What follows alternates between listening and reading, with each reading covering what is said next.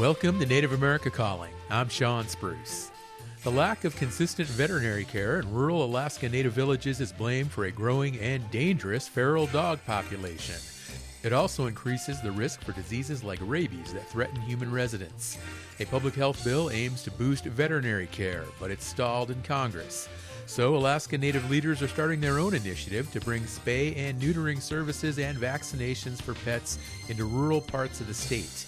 We'll hear about this unique animal health focus right after the news.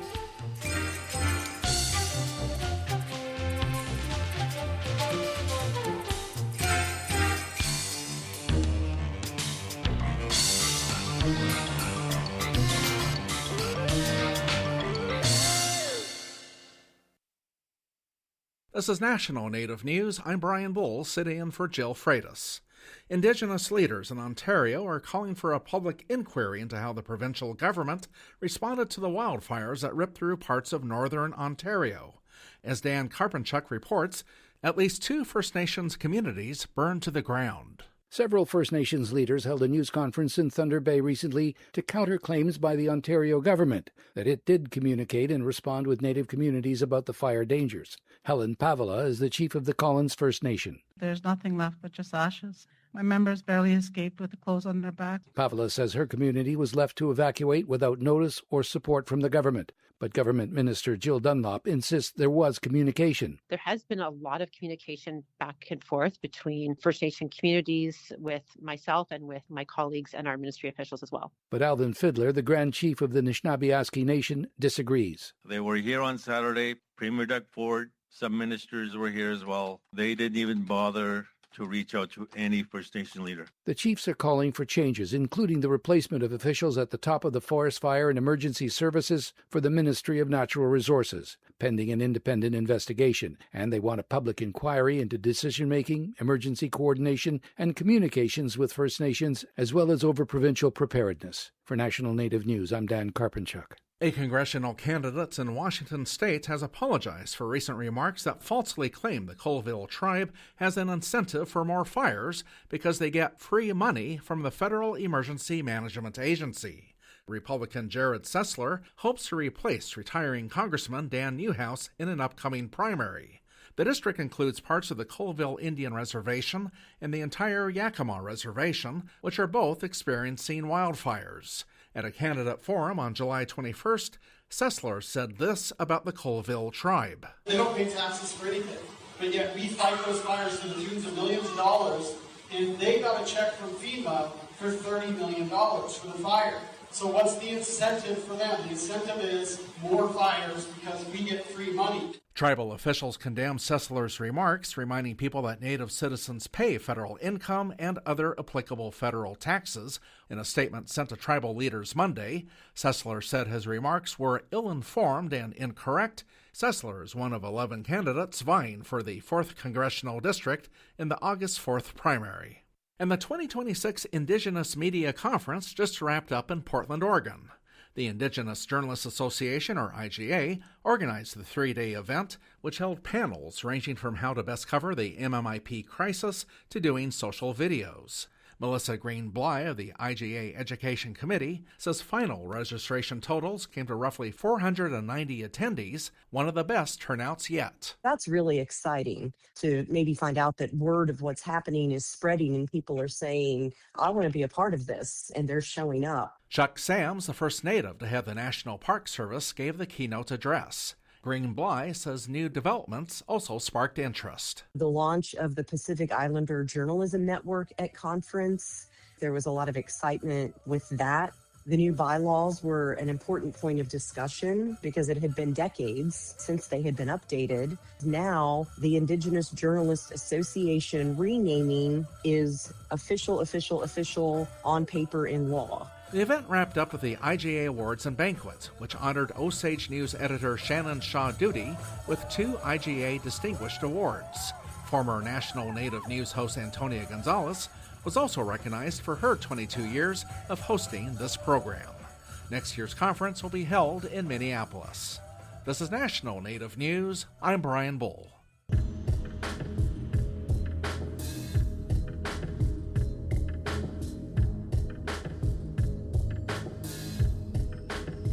National Native News is produced by Koahnic Broadcast Corporation with funding by the Corporation for Public Broadcasting.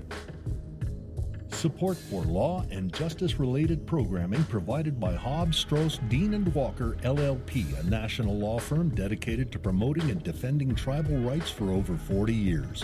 More information available at hobbsstrauss.com. Tribal Development Partners, helping tribes build toward their goals through 105L leasing and essential facility development, empowering sovereignty, strengthening community. More at tribaldevpartners.com, proud supporters of this show.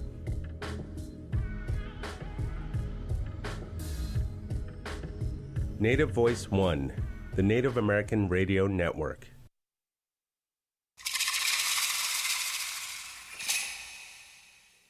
This is Native America Calling. I'm Sean Spruce.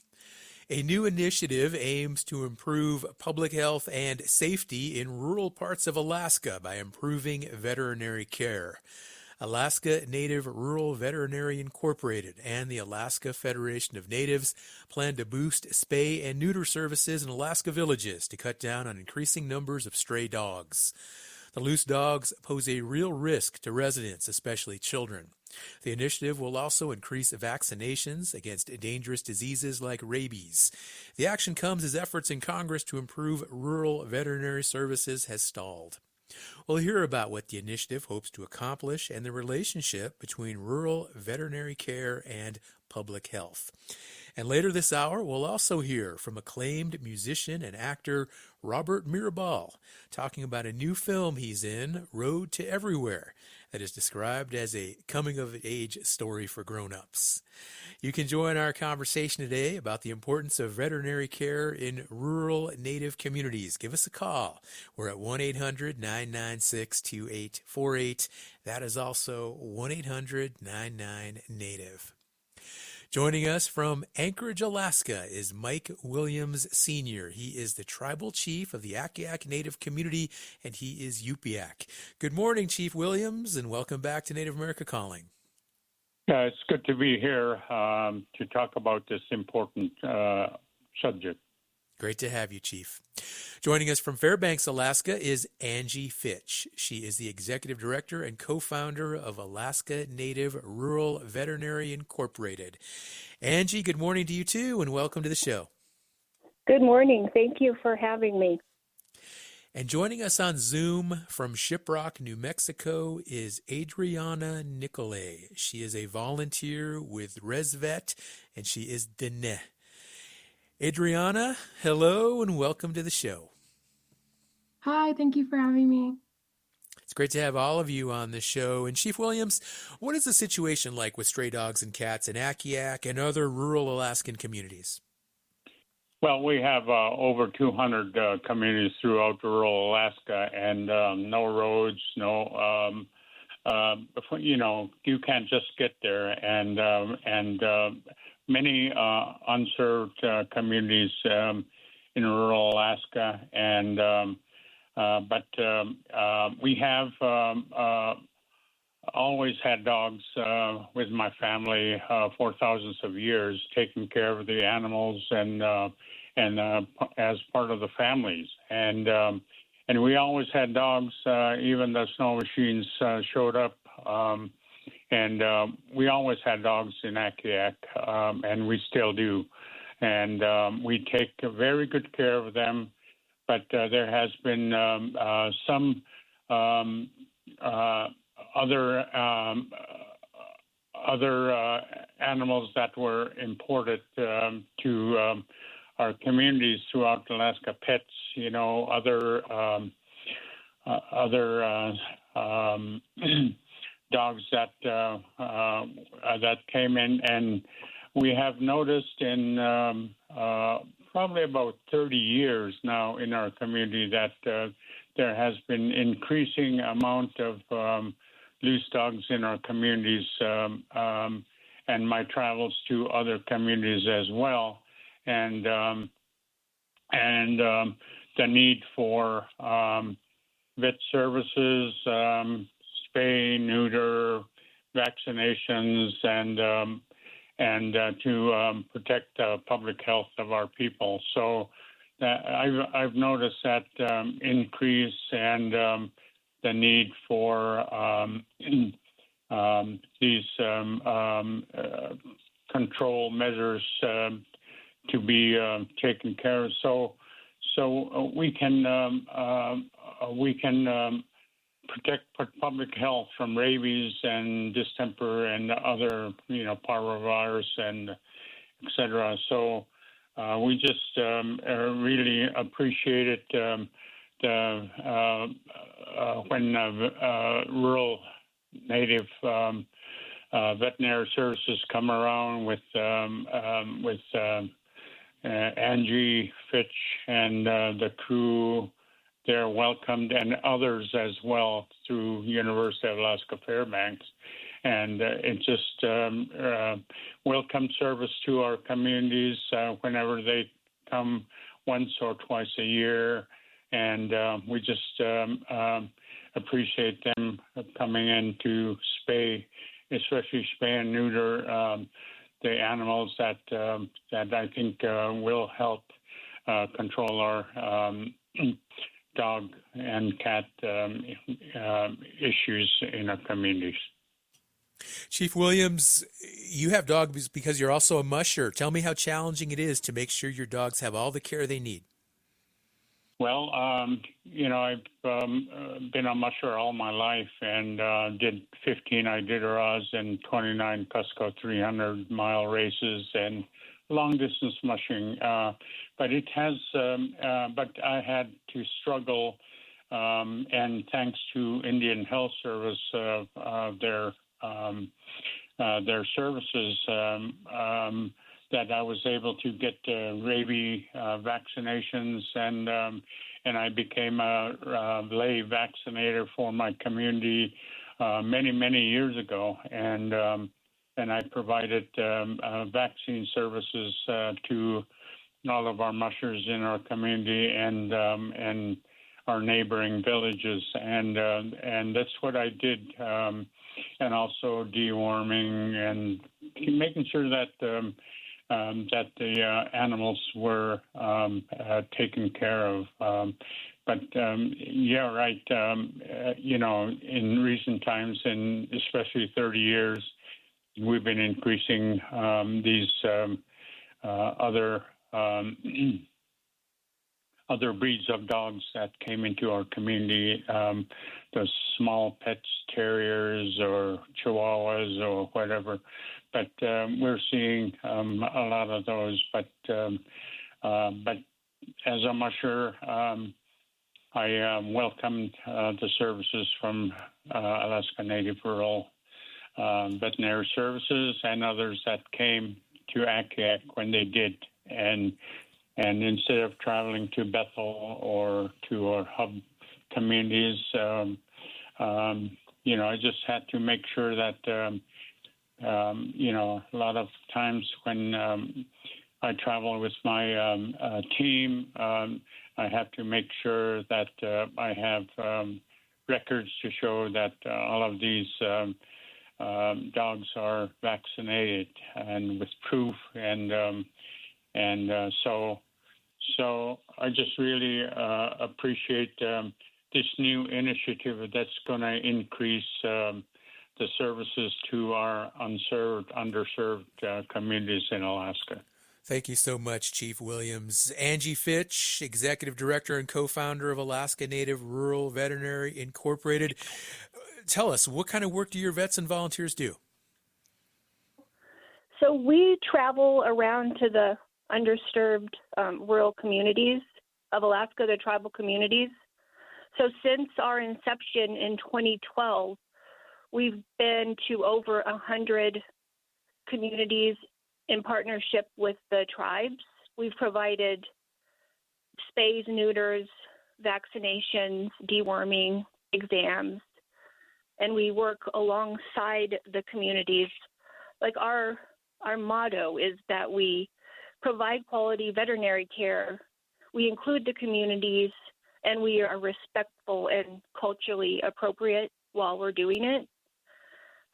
We feel like the lack of veterinary care is a public health issue. It's not just about the animals. You know, people love their animals and they're part of the family, they're protectors, and like Mike Williams said, they're transportation, and they're super important to the health of the communities.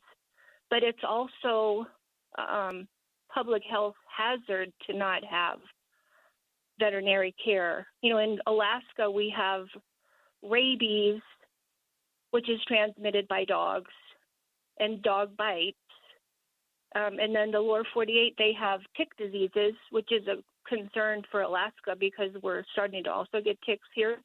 But dogs are the transmitter of diseases, you know, rabies, tick diseases, and then there's also a parasite, a tapeworm called Echinococcus, which is transmitted by dogs, and that has killed more people in Alaska than rabies. So when we travel around, we do the whole picture. We do the veterinary care, vaccinations. We treat every dog that we see for worms that would include tapeworms, such as Echinococcus. And then we also recognize that the root of the problem is the stray dogs. So there's all these problems that are happening, all these layers of issues, but the root of the problem is the stray dogs. So getting the spays and neuters out there to control the populations will cut down on all these diseases, rabies, tick disease, dog bites. I know for a long time Alaska was number one in the United States for dog bites to children and child mauling deaths. And so from what I've read recently, in Alaska, children are 7 times more likely to be bitten or mauled by a dog. I know it's bad in the reservations outside too, but I don't know the statistics. All right. Angie, we're going to take a short break. We'll come back and continue our conversation with you and also Chief Mike Williams. And we also have Adriana Nicolay in Shiprock, New Mexico on the show today. So listeners, stay with us. We'll be right back. And to join the conversation, give us a call, 1-800-99-NATIVE.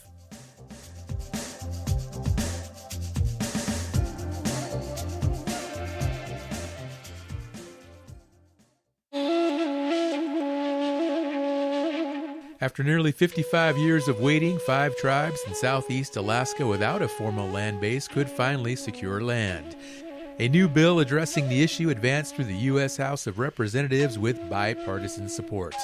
We'll hear how these tribes became one step closer to their long sought-after goal. That's on the next Native America Calling.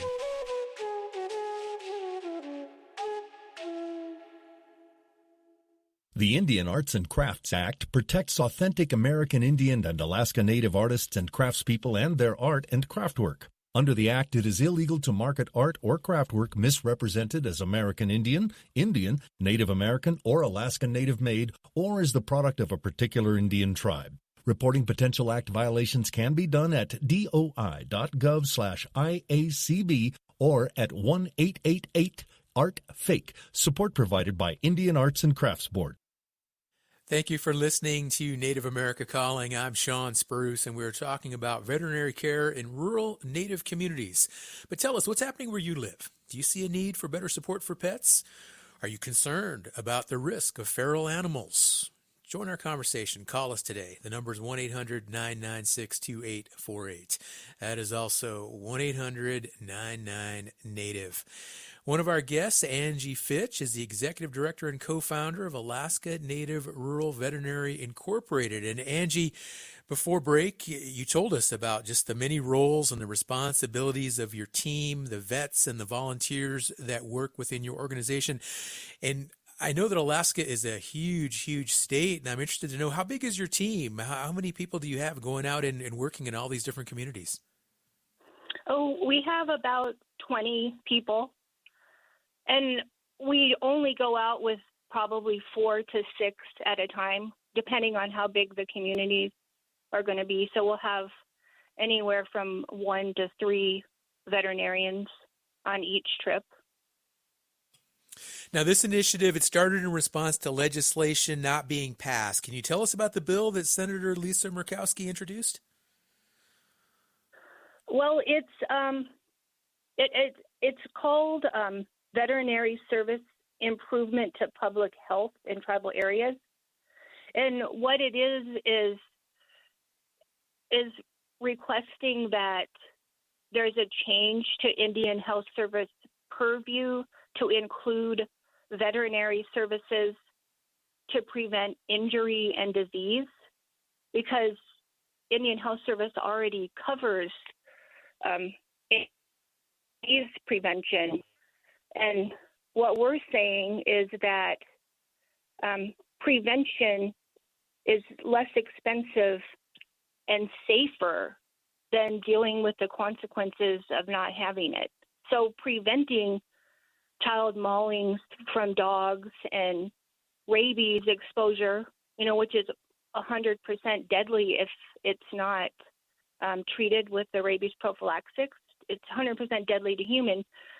And also the diseases like, echinococcus that is deadly because it causes tumors in the brain.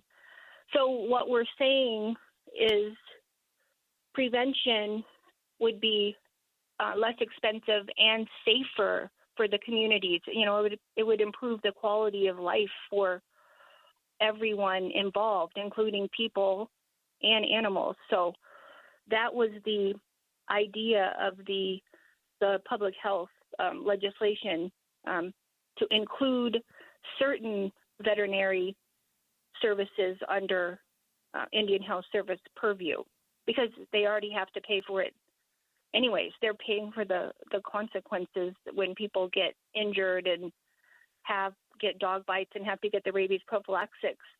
I don't know the exact number, but one person gets bit by a potentially rabid dog in rural Alaska.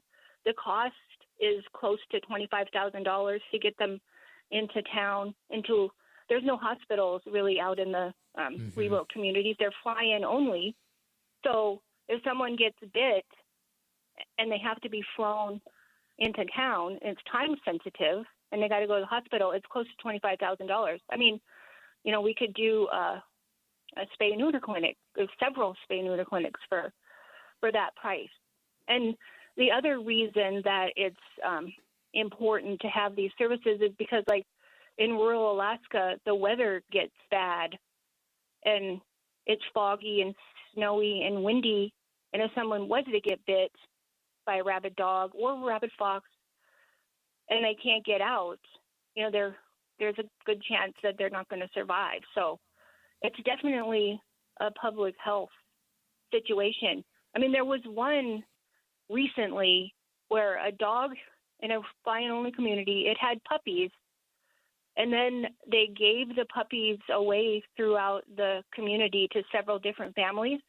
And then after they gave the puppies away, the mother dog tested positive for rabies.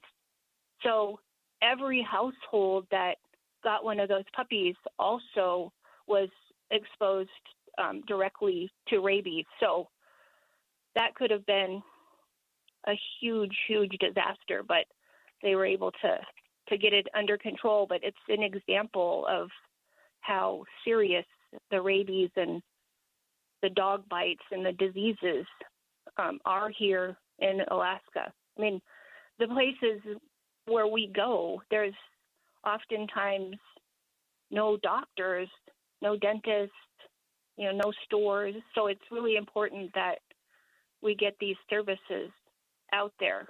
I mean, people and animals deserve quality of life, and they deserve the same services that everyone else should get. I mean, they shouldn't have to walk around with elders, carrying a stick because they might get attacked by a dog, or even the rabid foxes are aggressive. So anyways, it's just prevention is safer and less expensive, and the root of the problem is the stray dogs. I mean, it's not, people try to offer, we'll just vaccinate all the dogs, but who's going to chase wild dogs around with a syringe to try to vaccinate them. We need to do the spays and neuters to control the populations, which is the root of the problem. And it's also sanitation with the stray dogs, and that's public health as well.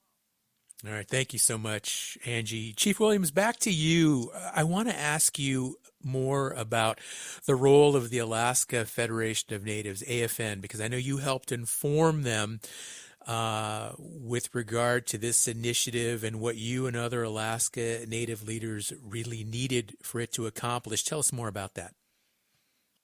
Yes, we have. I have been working with the animals all my life, and noticing the lack of veterinary services and other health services throughout rural Alaska.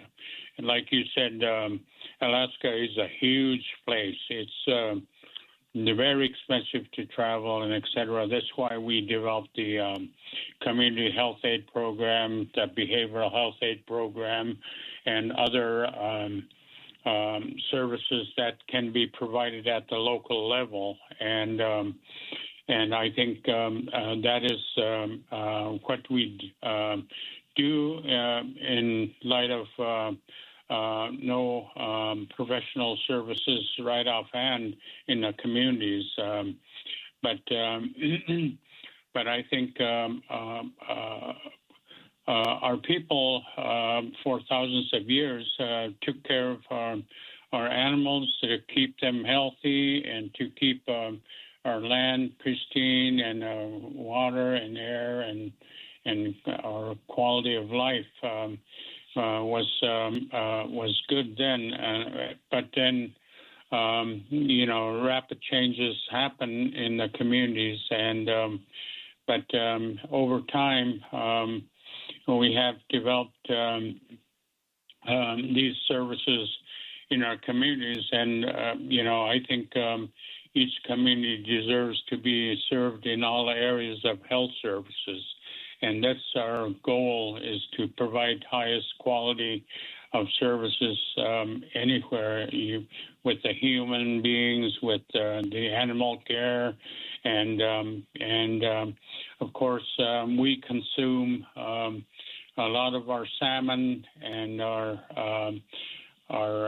wildlife, moose, caribou, beaver, and other seal meat and which we consume, and we have no other choice but to consume the fish and wildlife to survive, and we have to make sure that what we eat is something that we need to be cognizant of, and I believe that One Health approach. Everything is intertwined in our communities, and if I'm glad that Alaska Federation of Natives and other tribal leaders, we assembled a resolution to Alaska Federation of Natives some years ago, and had it passed, and we just thank the Alaska Federation of Natives to advance that to Senator Murkowski and our congressional delegation, and thanks to Senator Murkowski that she has championed this issue, like she championed other issues like Violence Against Women's Act, etc. So I just really appreciate the advocacy. Many issues need to be addressed right now in our communities, housing, water, sewer, other services need to be, but the cost of doing business in rural Alaska is very difficult and very expensive. Okay, thank you, Chief. Angie, just overall in Alaska, do you have enough veterinarians up there? I'm curious to know if it's difficult to recruit volunteers and others to assist in this effort. Well, we're always looking for good volunteers, but we screen them because we want to take people that are kind and non-judgmental. We don't want to take this is rude, but like the white savior type.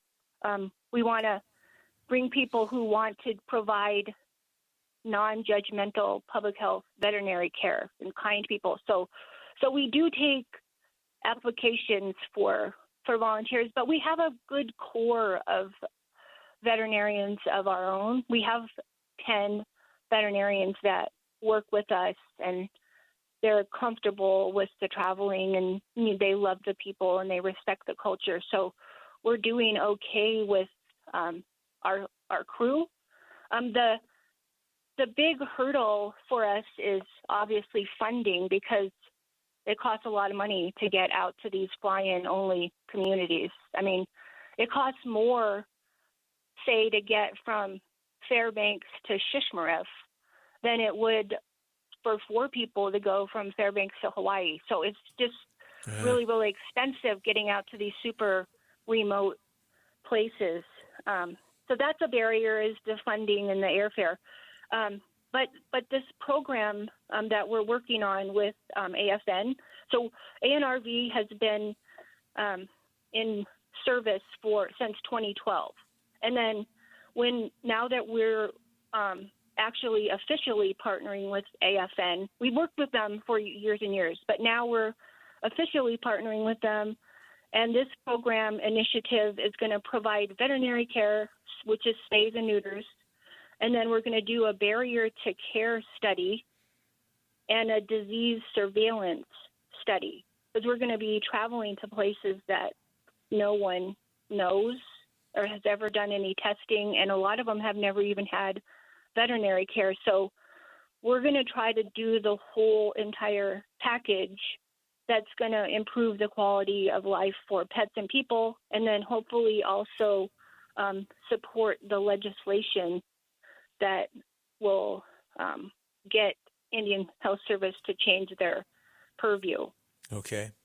1-800-99-NATIVE to join today's conversation. Tell us about the situation where you live. Is there a need for more veterinary care? Do you have concerns about feral animals in your community? You can join this conversation right now. Just pick up your phone, call us at 1-800-99-NATIVE.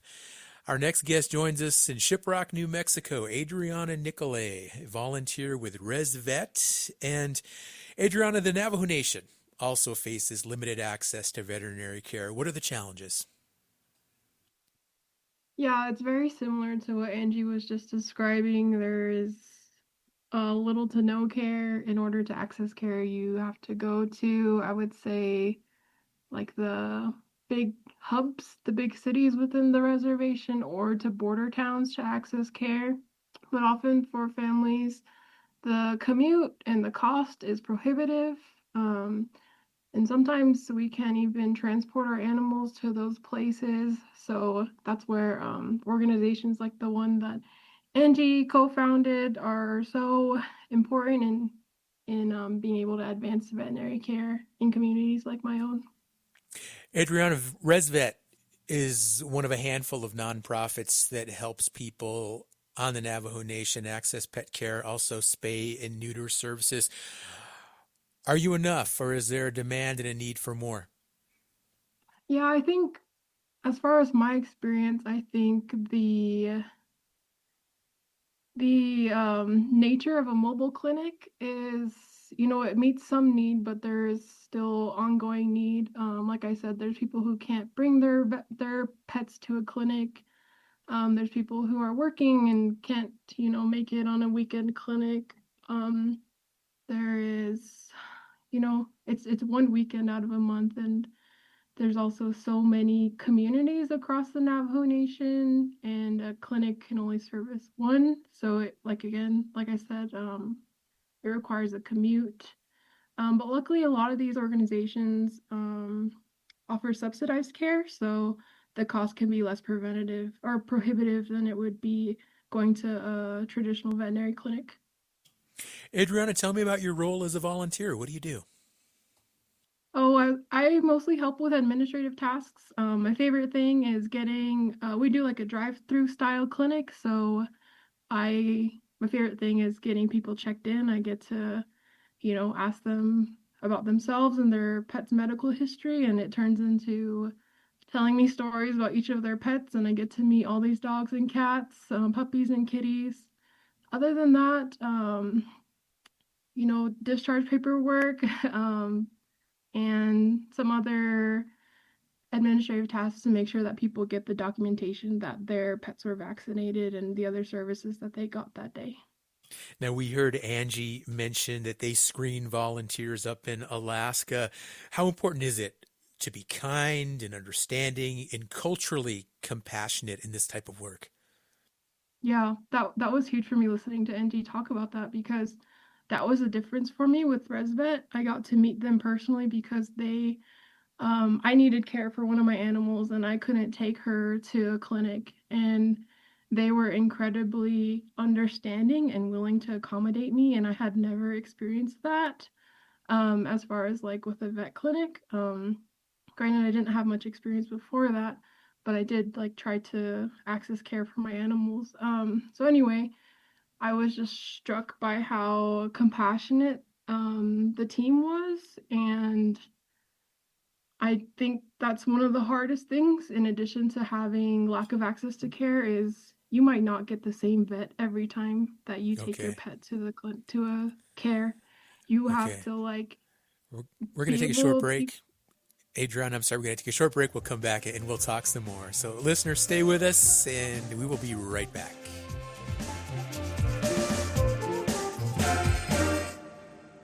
Addiction, anxiety, and depression can be rooted in ancestral emotional baggage passed down through generations. That cycle can be broken with an energy healing experience available to all at resvolution.com. Discover Healing supports this show.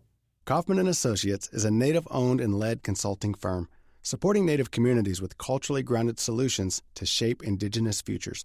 More at kaufmaninc.com, KAUFFMANINC.com. We're glad you're with us today on Native America Calling. I'm Sean Spruce. We're talking about the need for veterinary care in rural Native communities. And right now we have Adriana Nicolay on Zoom. She is in Shiprock, New Mexico. She's a volunteer with ResVet. And you can talk with Adriana and her other guests by calling us at 1-800-996-2848. Ask a question or share a comment. Again, that number 1-800-99-NATIVE. And Adriana, before break, you were talking a little bit about the importance of just being understanding and compassionate and being in the right place at the right time in this type of volunteer work you do with animals. Tell us more.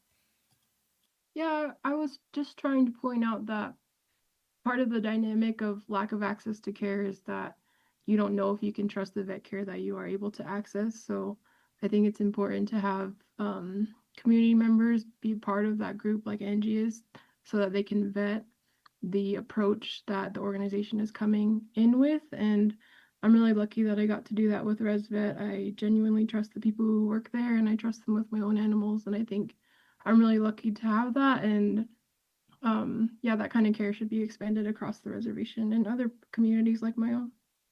Adriana, do you see issues with feral dogs there where you live? Yeah, there's plenty of unhoused dogs in my community, and yes, we struggle with very similar dynamics as Angie and Chief Williams mentioned. What about the rabies and some of these other diseases?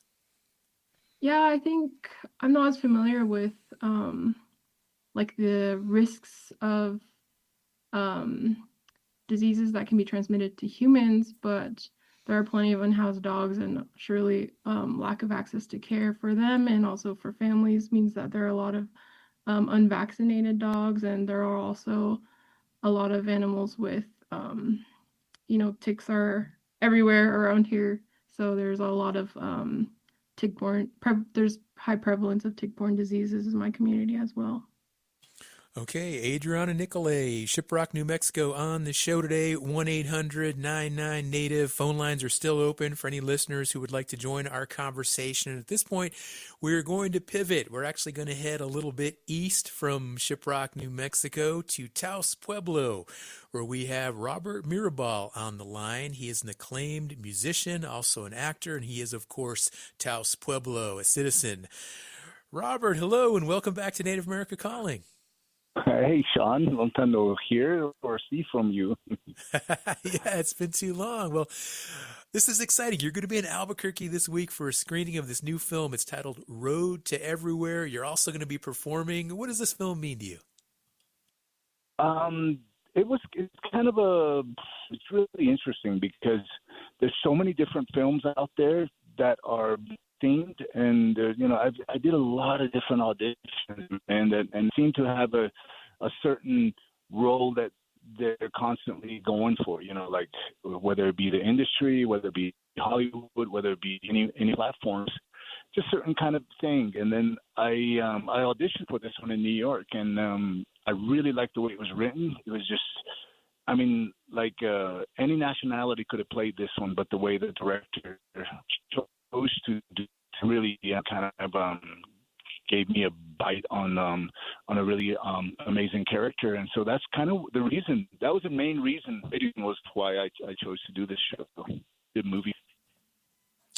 Well, this is exciting, like I said, and I know your co-star in this film is Whip Hubley, and I remember Whip Hubley from the original Top Gun back in the 80s. So this is really cool. This is an awesome opportunity. What can you reveal, though, about your character in this story without giving away too many spoilers? Originally, Whip wasn't slated for that role. It was the actor who played Candyman. It was supposed to be a driver, and he had some health issues, and so at the 11th hour, Whip came on board. So me and the Candyman, I just called him the Candyman. We were just rehearsing. We had been rehearsing about 6 months, just on Zoom and stuff like that. And then when I was ready to go to California, he just said he couldn't do it. So that's when I first met Whip. Was when we went into, we were beginning to start doing some filming in LA, and I was like, okay, let's see how this goes. And the movie is based on my character who is wants to go back home. He's not doing too good, and he's been living in LA. He's been kind of misplaced through, grew up on the reservation, and then went off to find his goods and his financial mean reservation. And his son, his daughter, his grandson is competing in a rodeo in Tuba City, and he wants to see his grandson before the ailment takes him. And so that's the whole story. So it's a road movie and he doesn't want to fly. There's no place to fly. It's these different things. He wants to drive because he wants to all the things that he went through as a young man growing up and moving out of moving off of the reservation going into the city. And so it goes through many different aspects of their own livelihood, their own fears as men, their own fears as leaving home and trying to find a way into another lifestyle. And then all of a sudden it's like age catches up to you. And so they're dealing with ailments, and they're dealing with life changes. And so those are the things that happen. It's kind of pretty funny, but it's really profound. And it's far and few movies that I've seen that really talks about and their vulnerability. Uh-huh. Well, it's that classic road trip movie that you're describing, a physical and emotional journey, and this whole cab driver element. That's a really unique twist on that. And, watching the trailer, your character has a little bit of a hard edge to him. He's kind of rough around the edges, and he's kind of hard on that cab driver part. So I'm just curious, do you see any of yourself in the character? the director wanted it was that it's the heart and those just become softer and softer and softer, and you really create the evolution of and yeah. At my age, I'm fine, and I've done so much. I've traveled, and I can see a lot of that character in me, and I can feel like, okay, there's certain things that I can really joke about that I was like, kind of like leery to joke about it just a few years ago, and I'm like, nah, man, dude, you're getting old. Oh, don't I know it? Now, you have other acting credits. You were in a film about Georgia O'Keeffe. You've been on television shows like Yellowstone, Walker, Texas Ranger back in the day. But what's it like to be a co-lead in a movie like this? Man, the main thing about it, I think, was just the preparation that I put into it probably gave me the confidence. That's ultimately the whole thing. I mean, because a lot of the different stuff that I've done is just you kind of bounce around from character to character, or you just go into the comedy, just kind of just do your line and boom, you're off, and then or you do 2 or 3 days off, and then but this was there's quite a few, man. There's a lot to memorize, and so I really honed in the memorization, and then from the memorization became the character and how the character creates his and how the character creates his evolution. And so I was pretty confident going in, mainly because I was, because I knew all my lines. With it's a huge confidence booster as an actor when you actually know character is going to say and how they're going to respond is what you really want to look into within the character that you're the other person that you're working with. Robert, I think most of our listeners will know you primarily as a singer, composer, also a master flute player. Now here you're taking on acting in a more mainstream way. All of these creative efforts all coming together at this point in your career and in your life. What's this like for you right now, pivoting like this? Well, originally I had studied stage acting. I studied that, and then I did some summer stock in Oklahoma, in Tahlequah, and I was really much more interested in the craft of acting and the craft of writing than I really was as a musician. And so it kind of, more than ever, I think that took precedent because of just the notoriety that I started to get at a younger age. But I never left, that's one of the reasons why I did dance, is mainly because I had studied that. I studied dance, combat, photography, and lighting design, and all sorts of things. So I was more interested in live theater than I really in film. But now it's kind of started picking up. Like right before COVID happened, and it was like home, and it was like, let's just see what I can do. The film is titled Road to Everywhere, screening in Albuquerque coming up soon. Robert, where will people be able to see the movie? I think I'm not quite sure where the dude, you got me. I'm not sure. We've been different places. We were in New York. We were in LA. Where I think it was hosted in. I'm not sure. I mean, I guess they can figure that out, I guess. Okay. I'm sorry. Yeah, I haven't done my homework on that. It's like, okay, you got to go there. Right. I know how busy you are, for sure. Yeah. Yeah. No, I know that this. Yeah, go ahead. We weren't sure if it was going to be. They were waiting around. The director around for to see what would happen before they go on to these forms. These social media platforms and these like Netflix and those different platforms of releasing movies, but they wanted to go beyond it, so they got distribution through a lot of independent theaters. And so that's what we've been doing, is hitting a lot of these performing arts spaces that really, really took a hit during COVID.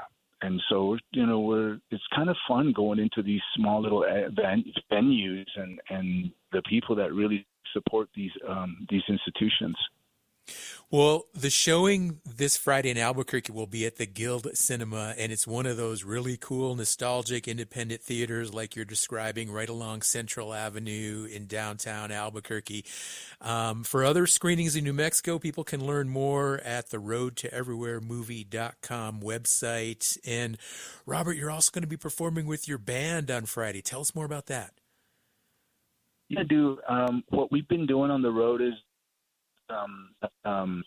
like taking conversations after people stay and they ask questions and different things, and then we intersperse it with my band playing music. I wrote a song called Road Everywhere, and it's kind of been inspired by my connections to South America and my travels out there, and the evolution of sound that in the 1970s, kind of much like what happened here in the state, Native people and the Chicano movement, the Black Power movement, the American Indian movement. Everything changed in the cities just that I didn't know about in South America. That thing happened, and so they had a form of music called chicha. And so I based the song around that also. So we're doing working on some new music, and that's one of the new songs. Robert, you've been a huge presence in the Southwest and specifically the New Mexico music scene for decades. You're a legend throughout the area. What keeps you performing, though? It keeps you home in New Mexico. You're true to your home community there at Taos Pueblo, and just uplifting the whole art scene in the state of New Mexico. Thank you very much. I've traveled a lot of places in this country, particular, and there isn't a place like anywhere in New Mexico like this. It's up in the States, there's no place like this. You find culture. If you want to look for it, you'll find of times and ancient spirituality and the connection to the earth. And there's a history that I really like and I was learning about. And then growing up here in Pueblo, feels here to some extent. There's some safety growing up going up into the mountains and not seeing us for weeks, and just being in a place that my ancestors were at. And then traveling the world, I find it in different pockets. I find in South America, I find it in Australia. So there's places like this, but you have to really search and look for them, and you got to into these really sacred places. And I'm just fortunate enough to really grow up in a place that is considered sacred.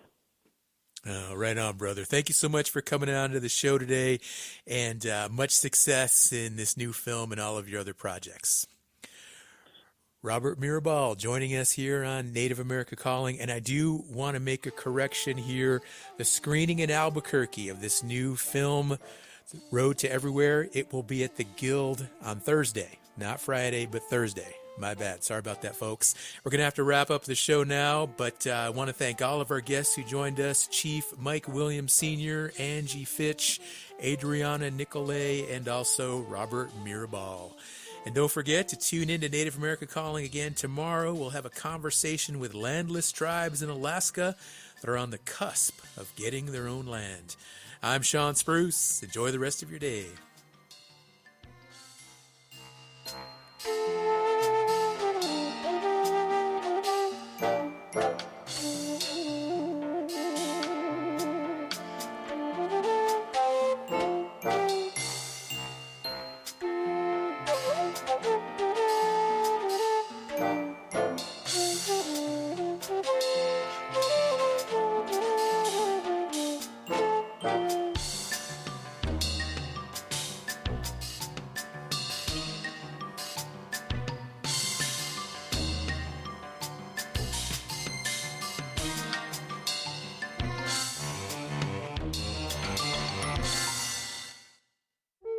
Grand Canyon Conservancy fosters visitor engagement with the landscape through learning, discovery, and stewardship.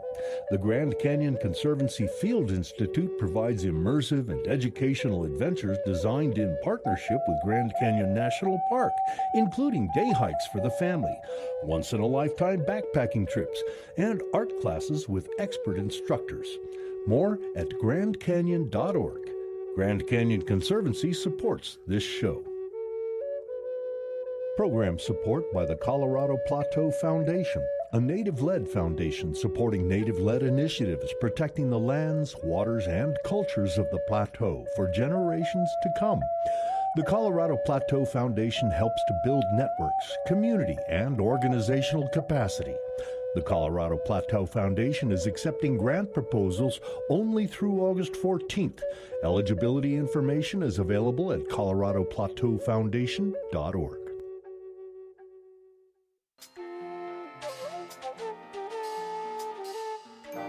Native America Calling is produced in the Annenberg National Native Voice Studios in Albuquerque, New Mexico by Quantic Broadcast Corporation, a native nonprofit media organization. Funding is provided by the Corporation for Public Broadcasting with support from the Public Radio Satellite Service. Music is by Brent Michael Davids. Native Voice One, the Native American Radio Network.